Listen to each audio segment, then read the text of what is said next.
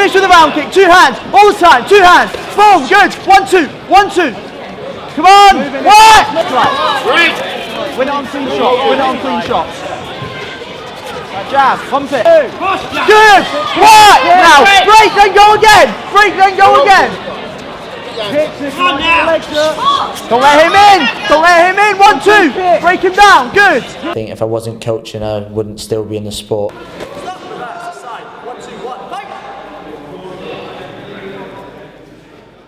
When you get a kid come through the door at age 6 years old, with snotty nose, and they're just running around aimlessly, by the time you finish with them, they're athletes in terms of their fitness levels and their focus and their drive. I think I had a break because I started at such a young age and was so hard at it. I mean, I was in different leisure centres every night of the week, training, obviously going around with my dad. I didn't truly understand the sport at the time, and that kind of led a part to me sort of dismissing it for a while. I think I stopped from about age 9 till I was 12, and I did other things. I mean, it refreshed my mind, allowed me to refocus and think I want this rather than just being there because my dad was there. In terms of winning and staying consistently good and being on top all the time, I think it's about doing the extra bits, the stuff that people don't do every day. And that's when you get to training, you go for a run when no one else runs. I think that's what sets you apart from the rest, and that's what makes you a champion.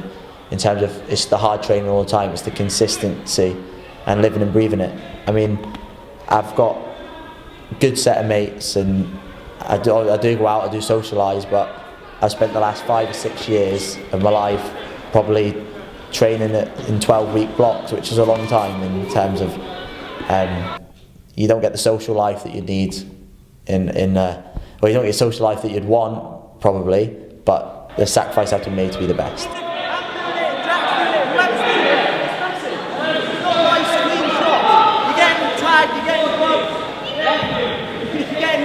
That's the object. You're getting hit, you're hitting back, you're working. That's the theory, yeah? So don't think I'm going to stop and say, oh, you're right. If you took a knee to the nose, or you took a knee to the rib. Okay? That's part and parcel of what this is about. I'm not saying lose your temper and swing haymakers. But what I am saying is make the other guy work.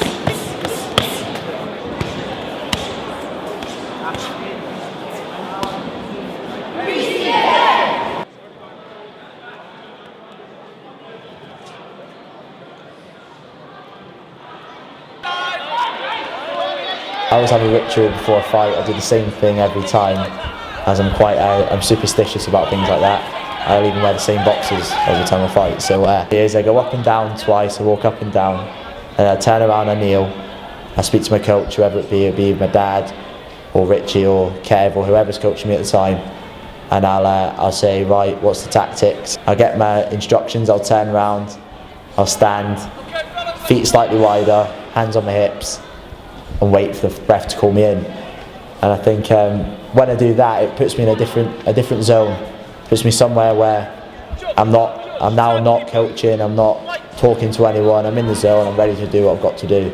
And from there on, it's like being in a bubble. I don't notice anything around me apart from the coaches, what they're saying. It almost feels like you're in a tunnel and you've got one job to do, and that's beat the guy in front of you.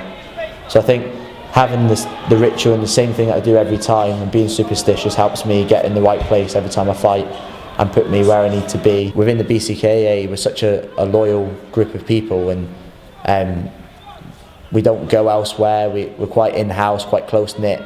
I think loyalty is massive, because I think if you go to tournaments as a one-man band, I find you're a mercenary. If you're stood there and win on your own, it means nothing. If you're stood there and win and you've got 50 people cheering you on and want to be there with you, wearing the same kit as you, wearing the same badge, want to do what you do, I think that's massive. I think if you're stood on your own in a tournament environment and there's no one there with you, it'd be a very lonely place to be. I think we're going with such a big team, it makes such a big difference, having a loyal team. And also, I fight for the team, but I also support the team, and I think that's massive.